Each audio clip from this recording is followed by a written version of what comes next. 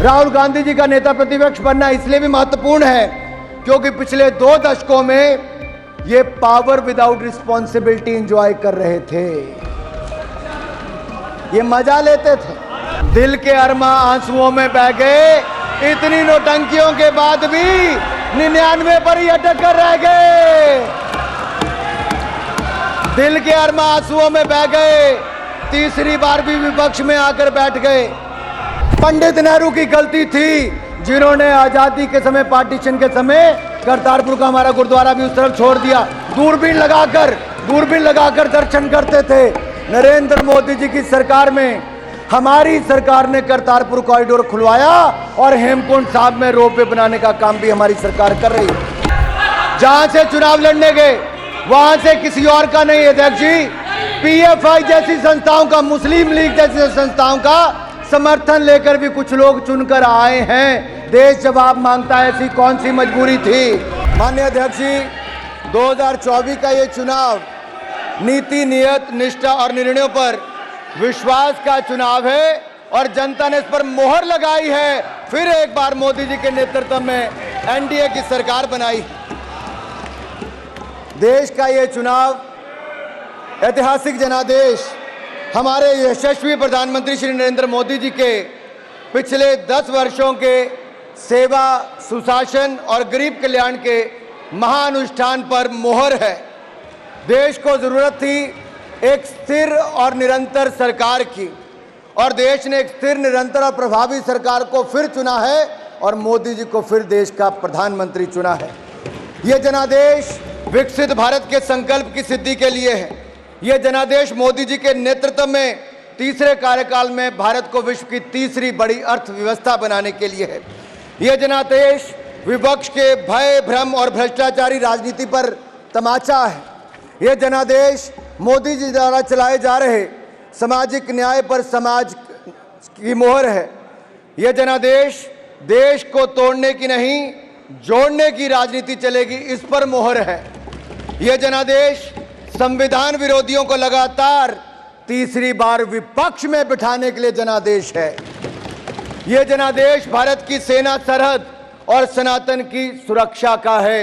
यह जनादेश ये भी बताता है कि प्रधानमंत्री नरेंद्र मोदी दुनिया के सर्वाधिक लोकप्रिय नेता हैं, सर्वाधिक लोकप्रिय नेता हैं। और मैं ही नहीं, अब तो दुनिया भर के अनेकों देशों ने सर्वोच्च सम्मान अपने देश का किसी को दिया है तो हमारे प्रधानमंत्री और देश के लोकप्रिय नेता मोदी जी को दिया है।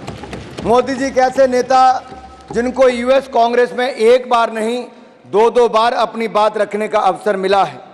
माननीय अध्यक्ष जी, ऐसी अनेकों बातें, लेकिन ऐसे ही कोई मोदी नहीं बन जाता। इसके लिए तपना पड़ता है, खपना पड़ता है, जीवन व्यतीत करना पड़ता है। और मोदी जी ने तो अपने जीवन का हर क्षण, हर पल देश के लिए जिया है, माँ भारती के लिए जिया है। और मैं इसलिए भी कहना चाहता हूं कि हम सबको ज्ञात है कि 2001 में जब वो गुजरात के मुख्यमंत्री बने तो तब से लेकर अब तक 23 वर्षों में एक दिन की भी छुट्टी अपने लिए नहीं ली, अपना जीवन जनता के लिए समर्पित किया है। इससे बड़ी बात क्या होगी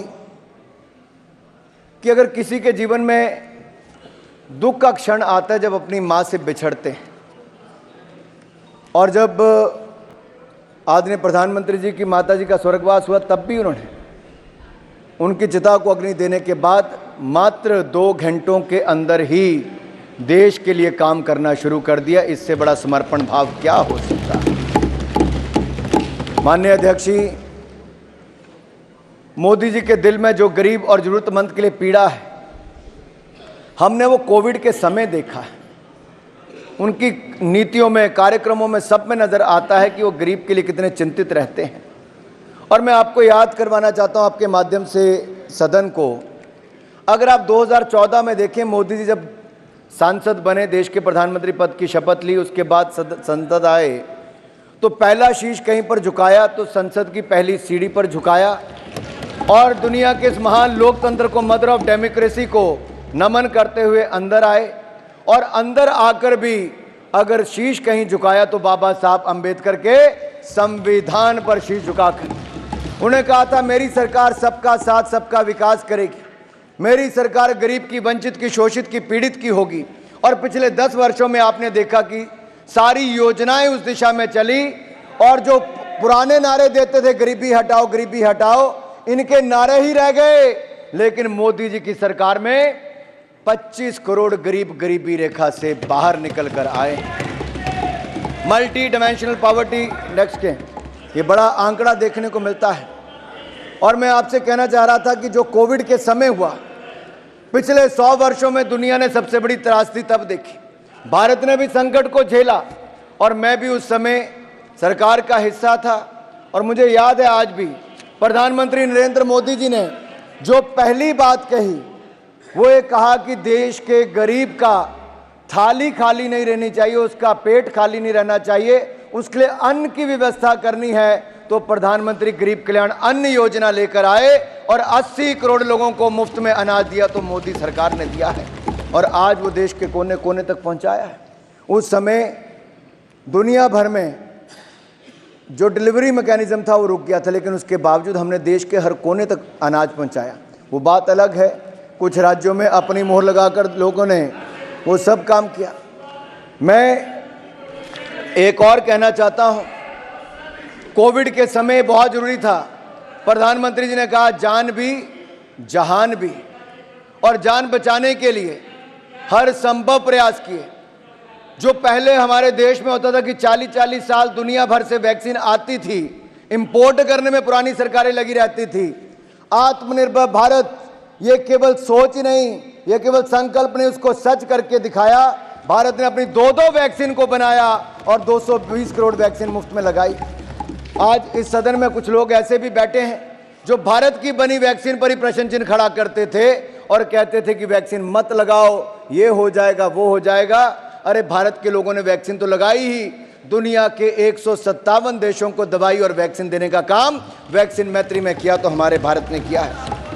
मैं विकसित भारत पर कुछ जरूर कहना चाहूँगा, क्योंकि ये जनादेश है 2047 तक भारत को विकसित भारत बनाने के लिए।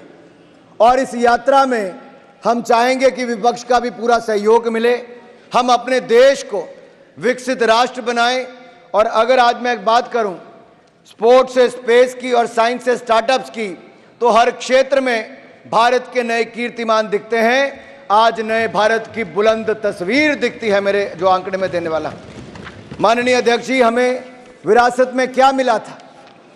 जब 2014 में हम आए तो India was among the fragile 5 economies of the world, and today India is the 5th largest economy of the world. लड़खड़ाती चरमराती अर्थव्यवस्था आप छोड़कर गए थे, आज दुनिया की 5वीं बड़ी अर्थव्यवस्था भारत है। दुनिया की सबसे तेजी से बढ़ती अर्थव्यवस्था भारत है, और अगले 5 वर्षों के अंदर दुनिया की 3री बड़ी अर्थव्यवस्था मेरे भारत की होगी। और ये ऐसे नहीं हो गया। अगर मैं कहूं इनके समय इकोनॉमी फेलियर्स थे, पॉलिसी पैरालिसिस थी, स्कैम्स थे, क्रोनी कैपिटलिज्म था, ये सब आपके समय था। एक के बाद दूसरे घोटाले होते थे। लेकिन आज अगर मैं आंकड़े देखकर बताऊं, पिछले 10 वर्ष मोदी सरकार के कोई भ्रष्टाचार का 1 रुपए का आरोप भी नहीं लगा पाया। ईमानदार सरकार दी है तो नरेंद्र मोदी जी ने दी है। जीडीपी ग्रोथ रेट 4.6% थी। अगर मैं Q3 की बात करूं पिछले साल की, तो 8.4% है। आज दुनिया में सबसे तेजी से बढ़ने वाला देश भारत है। CAGR इन्फ्लेशन की बात करूं तो आपके समय 8.7% था, आज वो कम होकर 4.8% रह गया। FDI $36 बिलियन थी इनके समय, हमारे समय $72 बिलियन, दुगनी है। एक्सपोर्ट इनके समय $466 बिलियन था, आज $770 बिलियन है। फॉरेक्स रिजर्व जो हम कहते हैं कि हमारे यहां पर फॉरेक्स रिजर्व कितने हैं? विदेशी मुद्रा भंडार माननीय अध्यक्ष जी 303 बिलियन डॉलर से बढ़कर आज $650 बिलियन हो गया। 10 साल में हमने देश के खजाने को दुगना भरने का काम किया है। करंट अकाउंट डेफिसिट जो 5.1% था वो कम होकर 2% रह गया है। यही नहीं, अगर हम देखेंगे तो गरीब और जरूरतमंद, इसके जीवन में क्या बदलाव आया। हमारी पार्टी का विचार ही अंत्योदय पर है। पंक्ति के अंत में खड़े व्यक्ति के जीवन में सुधार कैसे लाया जाए, ये पंडित दीनदयाल उपाध्याय जी की सोच को आगे बढ़ाकर जमीन पर लागू करने का काम नरेंद्र मोदी जी की सरकार ने किया। जहां देश में गरीब जरूरतमंद के पास शौचालय नहीं था, पक्का मकान नहीं था, बिजली का कनेक्शन नहीं था, स्वास्थ्य की सुविधाएं नहीं थी। माननीय अध्यक्ष जी, क्या बदलाव आया 10 सालों में? पिछले 10 सालों में 4 करोड़ पक्के मकान बनाकर गरीब और जरूरतमंद को दिए तो नरेंद्र मोदी जी की सरकार ने। और मैं एक बात और कहना चाहता हूं, 12 करोड़ शौचालय बनाकर दिए।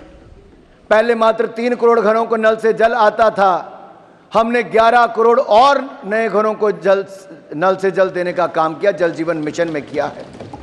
हमने लगभग हर घर तक बिजली पहुंचा दी, हर गांव तक तो बिजली पहुंचाई दी, हजारों गांव को विद्युतीकरण करने का काम किया है।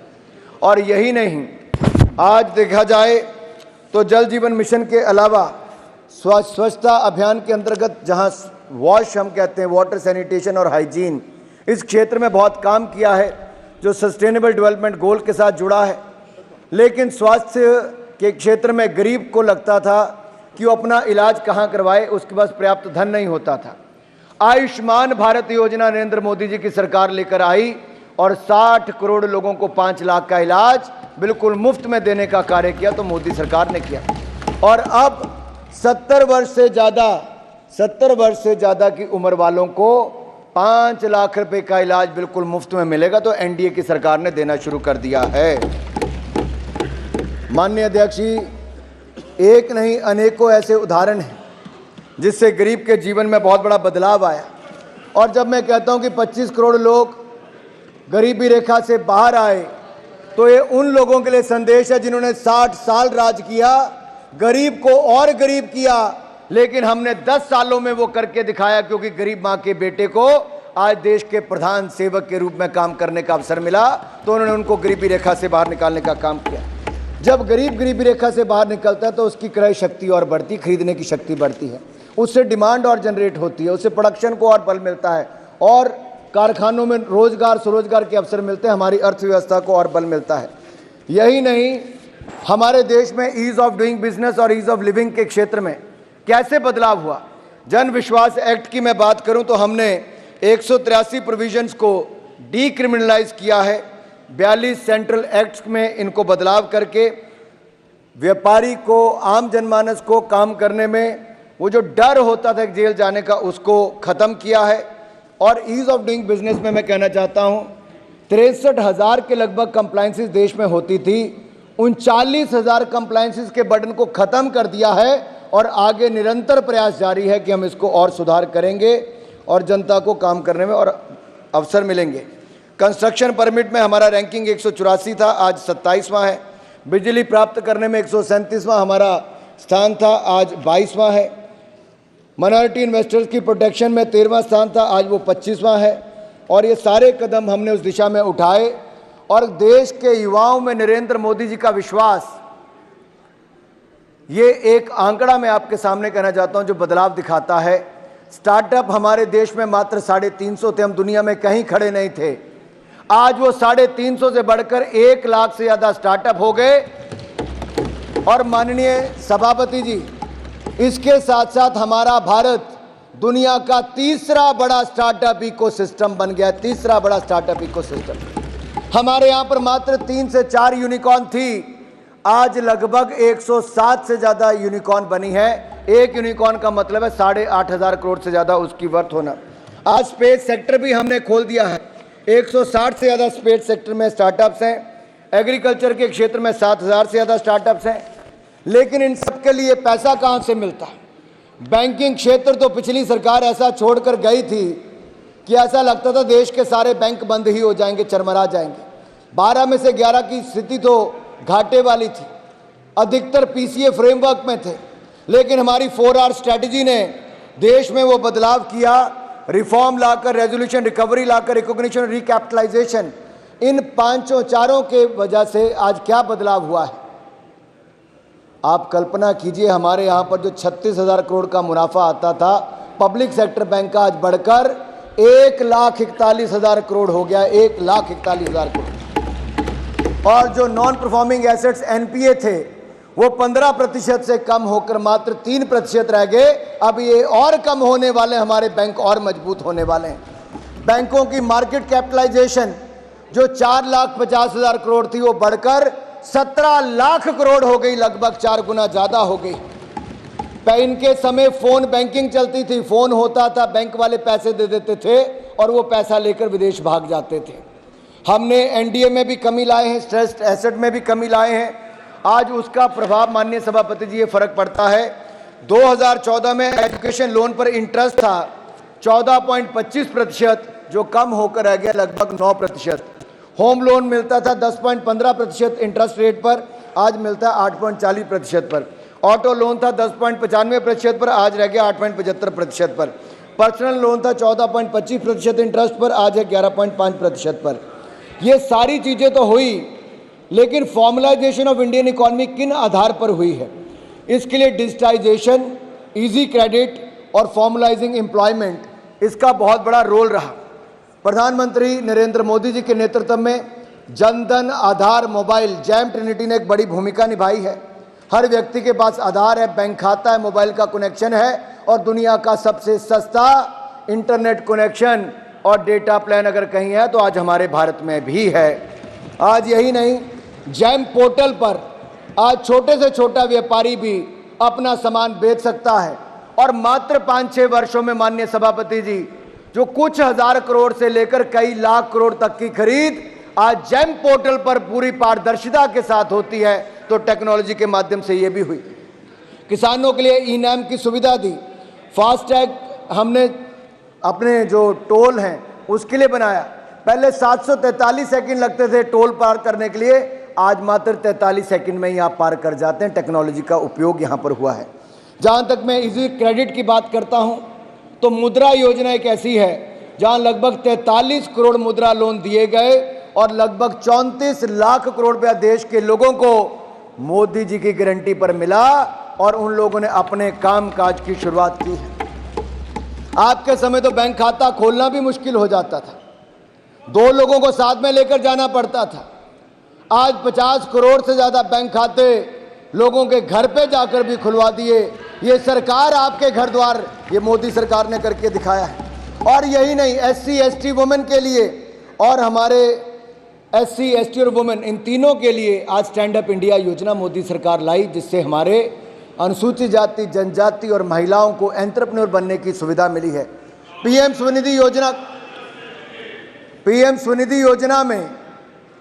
स्वनिधि योजना में लगभग 70 लाख स्ट्रीट वेंडर्स को, रेडी पटरी वालों को बगैर किसी गारंटी के अगर पैसा मिला और अपना व्यापार करने का अवसर मिला तो नरेंद्र मोदी जी की एनडीए की सरकार में मिला। माननीय सभापति जी, ये कहना आसान होता है, ये कोविड के समय भी जो मदद मिली 10-10 हज़ार रुपये से शुरू किया था। जिन लोगों ने समय पर पैसा वापस कर दिया, डिजिटल पेमेंट से वापस किया, उनका इंटरेस्ट भी माफ हो गया। 10,000 की बजाय आज 20,000 का पैसा मिला, 20,000 से 50,000 मिला और आज उनका व्यापार भी बना, कई उनमें से लखपति भी बन गए। अब तो हम ग्रामीण क्षेत्र में भी स्वनिधि योजना लाने वाले, ग्रामीण क्षेत्र के रेडी पटरी वालों को भी इसका लाभ मिलने वाला है। हमने नए लेबर लॉज लाए और इसके कारण हमें फ़ायदा मिला। ई श्रम हमने इसको फॉर्मलाइज किया, जो इनफॉर्मल सेक्टर में लोग काम करते थे। आज लगभग 30 करोड़ ई श्रम कार्ड बने हैं और ईपीएफओ में अगर मैं कहूँ रजिस्ट्रेशन जो नई हुई है वो लगभग 7 करोड़ 40 लाख है, जो 2018 से लेकर 2024 तक हुई। इससे पता लगता है देश में रोजगार की संभावनाएं भी बहुत बड़ी हैं। डिजिटल इंडिया, अगर मैं OTT प्लेटफॉर्म्स की बात करूं या फिर कोविन ऐप की बात करूं, आरोग्य सेतु ऐप की बात करूं, ई नैम से लेकर हमारे जैम पोर्टल की बात करें या digital OPD services, digital courts की बात करें, आज हर क्षेत्र में डिजिटाइजेशन का बहुत बड़ा फर्क पड़ा है। एक पूर्व वित्त मंत्री हैं, उन्होंने बड़ा मजाक उड़ाया था। उन्होंने कहा था कि प्रधानमंत्री जी ये बताइए, गांव में किसको इंटरनेट की सुविधा मिलेगी? कहाँ कोई 7.5 रुपये में आलू या टमाटर खरीद पाएगा? कैसे पैसों का लेन देन हो पाएगा? आज मैं इस सदन को बताना चाहता हूँ आपके माध्यम से, जो वो शायद सोचते थे कि संभव नहीं हो पाएगा, वो असंभव को भी संभव हमारी सरकार ने करके दिखाया। आज भीम UPI जी, भीम यूपीआई, आज दुनिया भर में सबसे ज़्यादा डिजिटल पेमेंट्स, आज दुनिया की 40% डिजिटल पेमेंट कहीं होती है तो हमारे भारत में होती है। रेडी वाला भी करता है, चाय वाला भी करता है, पटरी वाला भी करता है, बड़ा से लेकर बड़ा व्यापारी, छोटे से छोटा व्यापारी भी करता है। 100 बिलियन से ज़्यादा ट्रांजैक्शंस होती हैं, 13 लाख करोड़ से ज़्यादा का लेन देन होता है। मैं आपके माध्यम से माननीय सभापति जी ये कहना चाहता हूँ, ये भारत को जहाँ रोकना चाहते थे वहाँ भारत रुकने वाला नहीं है, क्योंकि आपको दिखेगा कि कैपिटल एक्सपेंडिचर की जब मैं बात करता हूँ, अगर 2 साल पहले 7.5 लाख करोड़ था तो पिछले साल 10 लाख करोड़ था, अब 11,11,111 करोड़ रुपया कैपिटल एक्सपेंडिचर आज तक के इतिहास में सबसे ज़्यादा हुआ है। मैं कुछ आंकड़े आपके सामने रखना चाहता हूँ और आशा करता हूँ सदन को भी उसके लाभ मिल पाएगा, थोड़ी जानकारी मिलेगी।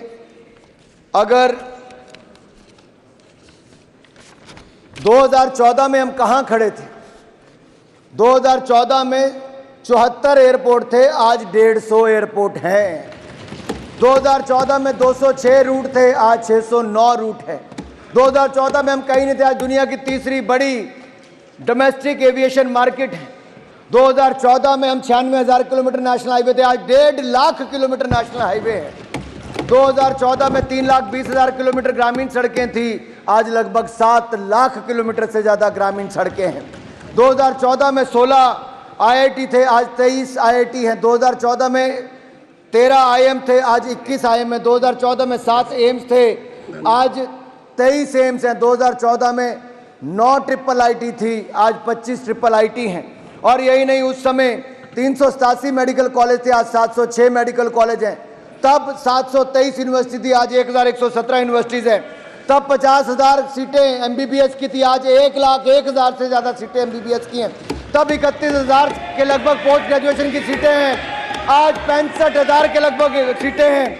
उस समय और अब के समय में इतना अंतर है माननीय सभापति जी कि उस समय स्टार्टअप 350 थे, आज 1 लाख स्टार्टअप है। उस समय 4 यूनिकॉर्न थे, आज 107 यूनिकॉर्न हैं। तब आपका बैंकों का प्रॉफिट 36,000 करोड़ था, आज 1,41,000 करोड़ है। तब NPA 15% था, 3%। तब मार्केट कैप बैंकों की 4 लाख करोड़ थी, आज 17 लाख करोड़ है। आज कैपिटल एक्सपेंडिचर हमारा कई गुना ज़्यादा बढ़ गया है। मैरीन एक्सपोर्ट की बात करूं तो उस समय $5 बिलियन था, आज $8.9 बिलियन हो गया। इलेक्ट्रॉनिक्स का एक्सपोर्ट हमारे $6 बिलियन था, आज $24 बिलियन, 4 गुना ज़्यादा हो गया है। टॉय एक्सपोर्ट हमारा उस समय 96 मिलियन था, आज 326 मिलियन, 3 गुना से ज़्यादा हो गया। फॉरेक्स रिजर्व्स हमारे $320 बिलियन से बढ़कर $650 बिलियन हो गए। एक्सपोर्ट हमारा $477 बिलियन से बढ़कर $777 बिलियन हो गया। हमारा ग्रॉस टैक्स कलेक्शन रेवेन्यू मात्र 11 लाख करोड़ था, आज 33 लाख करोड़ हो गया। लोगों ने ईमानदारी के साथ टैक्स जमा कराना शुरू कर दिया। उस समय 2 मेगा फूड पार्क थे, आज 200 मेगा फूड पार्क हैं। आपके समय 2 करोड़ आवास बने, हमारे समय 4 करोड़ आवास बने। आपके समय तक 70 सालों में 3 करोड़ घरों में नल से जल था, आज 14 करोड़ घरों में नल से जल है। आपके समय सेकंड लार्जेस्ट इंपोर्टर थे हम मोबाइल फोन के, आज हम सेकंड लार्जेस्ट मैन्युफैक्चरर बन गए हैं मोबाइल के। माई और बहनों, इतना ही मैं कहना चाहता हूं कि उस समय GDP हमारी 1.8 ट्रिलियन थी, आज 3.8 ट्रिलियन पार कर गई है। ऐसे अनेक उदाहरण मैं आपको बताना चाहता हूं। बहुत सारे और भी मेरे पास आंकड़े हैं, वो थोड़ी देर बाद सुना दूंगा, लेकिन इतना जरूर कहूँगा, आज जहाँ एक और सड़कें बन रही हैं, रेलवे बन रहा है, हवाई पट्टियाँ बन रही हैं, वहीं बुलेट ट्रेन से लेकर वंदे भारत आपके समय एक नहीं थी, आज लगभग 100 वंदे भारत ट्रेन आज अलग अलग रूटों पर देश में चल रही। मेरे साथियों, नेचुरल गैस पाइपलाइन आज 23,000 किलोमीटर से ज़्यादा बिछ गई है। 12,000 किलोमीटर से ज़्यादा भारतमाला परियोजना में प्रोजेक्ट बन गए। आपके समय 12 किलोमीटर नेशनल हाईवे बनता था एक दिन में, आज हम 30 किलोमीटर नेशनल हाईवे एक दिन में बनाते हैं। आपके समय ग्रामीण सड़कें बनती थी 30 किलोमीटर एक दिन में, आज बनती है 91 किलोमीटर एक दिन में। क्या कंपैरिजन। अगर आपकी रफ्तार से देश आगे बढ़ता तो आज वहीं का वहीं खड़ा रहता। आपने 10 साल सरकार चलाई, 11वें नंबर पर ही खड़ी रही। भारत की अर्थव्यवस्था हमने 5वें नंबर पर पहुंचाने का काम किया। हमने कॉर्पोरेट टैक्स रेट को कम करके 15% किया। और यही नहीं माननीय अध्यक्ष जी, जब कोविड के टाइम पे लोगों को पैसा चाहिए था अपना व्यापार करने के लिए, तो इनकम टैक्स का रिफंड रिकॉर्ड समय के अंदर जनता को वापस करने का निर्णय प्रधानमंत्री नरेंद्र मोदी जी ने करवाया। आज रिकॉर्ड समय के आपके समय 1.5 साल रिफंड नहीं आता था, आज रिकॉर्ड समय के अंदर आता है। और यही नहीं, हमने बैंकों से लगभग 4 लाख करोड़ रुपया emergency credit line guarantee scheme के माध्यम से दिया और 20% additional working capital, 20% additional working capital Maharaj ji आप जैसी कई कंपनियों को दिया है, तो भारत सरकार ने बगैर किसी गारंटी के दिया, जो किसी सरकार ने नहीं दिया था। और यही नहीं, पीएलआई स्कीम की मैं बात करूं तो पीएलआई स्कीम में 8 लाख करोड़ रुपए के लगभग 8 लाख करोड़ के इंक्रीमेंटल सेल्स देखने को मिलती है। और यही नहीं, हमारी सरकार में विकास तो हुआ, विकास भी विरासत भी, ये हमारी सरकार की पहचान है। एक मिनट माननीय सदस्यगण, आप बैठे बैठे कमेंट्स नहीं कह रहे और सीनियर लीडर महाराज जी की तो आदत पड़ गई बैठे बैठे कमेंट्स करने की। राष्ट्रपति का अभिभाषण हो तो कमेंट्स करे, तो कमेंट नो, गलत, नो। धन्यवाद अध्यक्ष जी, धन्यवाद अध्यक्ष जी। क्योंकि मैंने विकास भी और विरासत की बात भी की, तो दयानिधि मारन जी का चिल्लाना तो सही था, क्योंकि इनके नेता वहां पर बैठ बैठ कर कहते हैं कि सनातन धर्म बीमारी की तरह, इसको जड़ से मिटाना है। इनके नेताओं ने वहां पर कहा है, इनके नेताओं ने कहा है। शर्म आनी चाहिए, माफी मांगनी चाहिए देश से इनको। अगर ये मुझे चाहते मेरा भाषण उस दिशा में जाए तो मुझे करने में कोई आपत्ति नहीं है, लेकिन ये शब्द जो इन्होंने कहे, सनातन धर्म को जो नीचा दिखाने का प्रयास किया, सनातन धर्म को आपने एड्स HIV के साथ जोड़ने का काम किया, इनके पार्टी के नेताओं ने जो कहा, ये मंजूर नहीं है। अरे मुगल आए आकर चले गए, अंग्रेज आए आकर चले गए, सनातन था, सनातन है और सनातन रहेगा।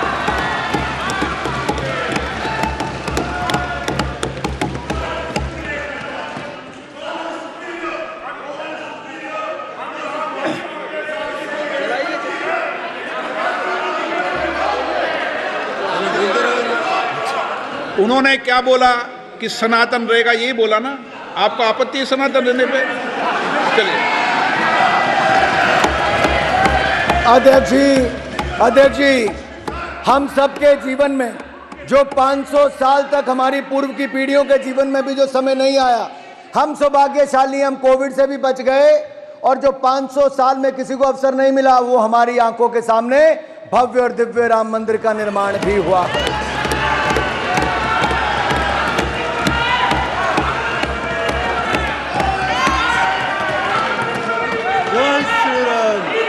अध्यक्ष जी, मुझे इसी बात की पीड़ा है, ये सनातन धर्म को कुचलने की बात करते हैं, जड़ से मिटाने की बात करते हैं। और राम मंदिर के प्रसारण पर रोक भी किसी सरकार ने लगाई, तो किस सरकार ने लगाई? क्यों लगाई है? क्यों लगाई थी रोक को? सुप्रीम कोर्ट से निर्णय लेना पड़ा हमें। क्यों राम का विरोध करते हैं? अरे कुछ वैसे बैठे जिन्होंने राम भक्तों पर गोलियां चलाई, कुछ वो हैं जिन्होंने राम मंदिर को टेंट में रखा, कुछ वो हैं जिन्होंने राम मंदिर के प्रसारण पर रोक लगाई। माननीय सभापति जी, और जब मैं बात करता हूं विकास भी विरासत की भी, तो हम यही नहीं, सोमनाथ धाम बनाया, काशी विश्वनाथ धाम बनाया, दिव्य और भव्य केदारनाथ धाम बनाया, महाकाल लोक धाम बनाया और दिव्य और भव्य राम मंदिर भी बनाया है।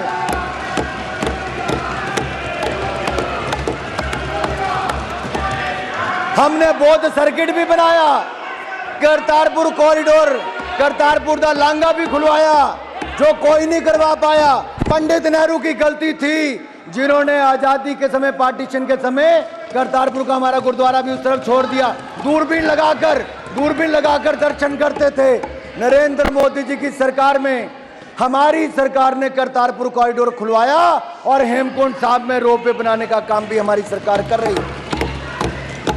माननीय अध्यक्ष जी, 550वां प्रकाशोत्सव गुरु नानक देव जी का मनाया, 400वां प्रकाशोत्सव गुरु तेग बहादुर जी का, 350वां गुरु गोविंद सिंह जी का हमारी सरकार ने मनाया है। और यही नहीं, अगर साहिबजादों का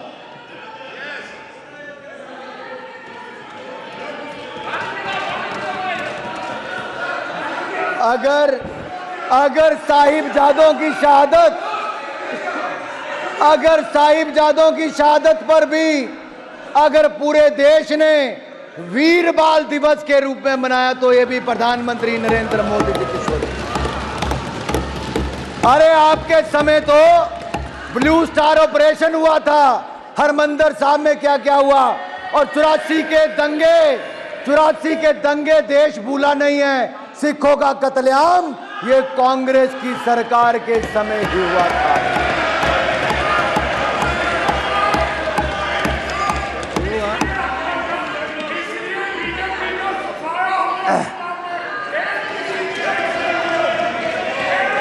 माननीय अध्यक्ष जी, भारतीय जनता पार्टी को समर्थन मिला पंजाब में कि हमारा वोट शेयर 3 गुना ज्यादा पंजाब की जनता ने बढ़ाया है। लेकिन मैं इन लोगों से ज्यादा अपेक्षा रखता भी नहीं। अरे इन्होंने इस चुनाव में भय भ्रम की राजनीति की, और इन्होंने यहां तक कि वो लोग जो प्रधानमंत्री जी के बारे में कहते थे बोटी नोच लेंगे, आपने उनको भी टिकट देकर सांसद बनाने का काम किया। क्या कहते थे? बोटी। मैं पूछता हूं साहब, क्या कहा? अरे किसको टिकट दिया? टुकड़े की सोच वाले टुकड़े गैंग वालों को कांग्रेस में शामिल किया और उनको फिर टिकट देने का काम भी किया। अरे जो अफजल गुरु की फांसी माफ कराने की बात करते हैं उनको दिया, जो भारत का नामो निशान मिटाने की बात करते हैं उनको कांग्रेस ने टिकट क्यों दिया? मेरा सवाल ये खड़ा होता है। मैं सवाल पूछता हूं सभा पटल से, ऐसी कौन सी मजबूरी थी कि राहुल गांधी जी को प्रतिबंधित? एक मिनट, सभा पटल से नहीं, सभा पटल के माध्यम से पानी माने सदस्य को करेक्शन कर ले, सभा पटल से नहीं, सभा पटल के माध्यम। बिल्कुल, मैं क्षमा चाहता हूं अध्यक्ष जी, आपके माध्यम से करेक्ट कर दे। मैं यही बात दोबारा आपके माध्यम से कहना चाहूंगा अध्यक्ष जी, मैं आपका संरक्षण चाहता हूं। अगर मेरी बात में सत्य ना हो तो मुझे कोई भी खड़ा होकर टोक सकता है। ये क्यों आप कह सकते हो टोक सकता है? आपको अधिकार दिया है क्या? कोई नहीं टोकेगा, सबको अपनी आपका बहुत धन्यवाद अध्यक्ष जी, आपका संरक्षण ऐसे ही मिलता रहे तो धन्यवाद प्रस्ताव पे चर्चा अच्छी हो जाएगी। अध्यक्ष जी, सवाल ये खड़ा होता है कि जिस सदन में हम बैठे हैं, घटना पुराने सदन की है, क्या देश का कोई भी व्यक्ति संसद पर हमला होना देखना चाहेगा? क्या आप में से कोई चाहेगा? तो जो उस हमले में शामिल थे, क्या उनको कड़ी से कड़ी सजा मिलनी चाहिए थी कि नहीं मिलनी चाहिए थी? अगर उनको कड़ी से कड़ी सजा देश के न्यायालय ने दी, फांसी की सजा दी, तो बचाने के लिए सड़कों पर जो उतरे उनके साथ आप समर्थन कर रहे हैं? उनके साथ आप उतर गए बचाने के लिए। अरे कोई और नहीं मिला 140 करोड़ भारत में? क्या मजबूरी थी इनकी? क्या मजबूरी थी? और अब आप चुनाव जहां से चुनाव लड़ने गए वहां से किसी और का नहीं, अध्यक्ष जी, पीएफआई जैसी संस्थाओं का, मुस्लिम लीग जैसी संस्थाओं का समर्थन लेकर भी कुछ लोग चुनकर आए हैं। देश जवाब मांगता है। ऐसी कौन सी मजबूरी थी? कौन सी मजबूरी थी? अरे इनका इतिहास ही वैसा रहा है।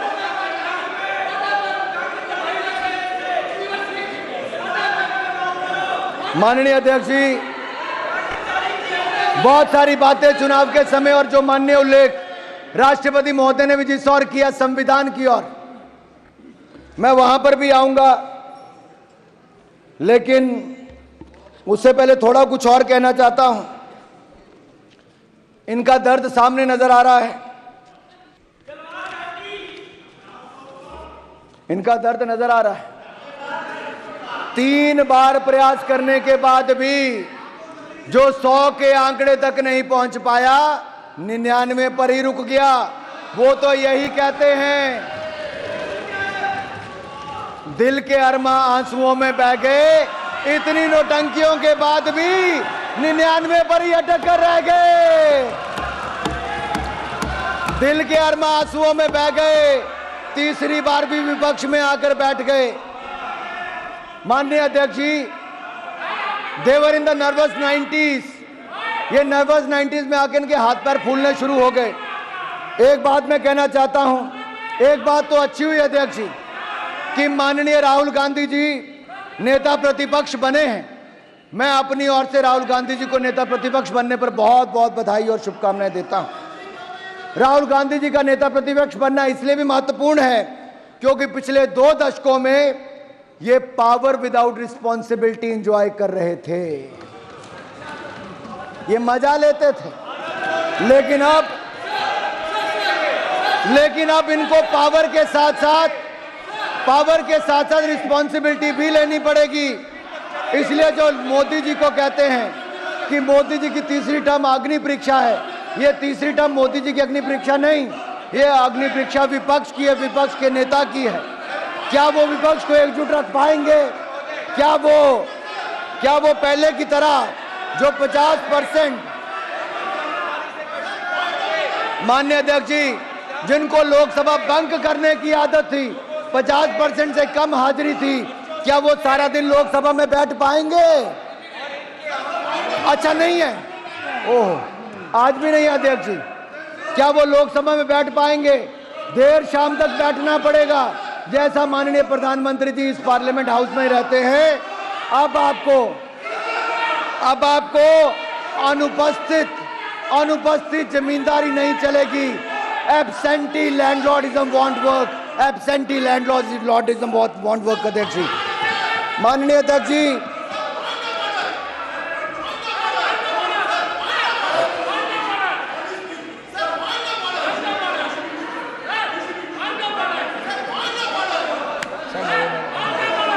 माननीय अध्यक्ष जी, कुछ लोगों की बार बार, माननीय अध्यक्ष जी, एक और देश ने देखा है कि कैसे हमारे वैज्ञानिकों की मेहनत के कारण जो दुनिया का कोई देश नहीं कर पाया, वो चंद्रयान मिशन की सफलता ने करके दिखाया है। चंद्रमा के दक्षिण ध्रुव पर तिरंगे का मान सम्मान बढ़ाने वाला देश हमारा भारत दुनिया का पहला देश बना है, पहला देश बना।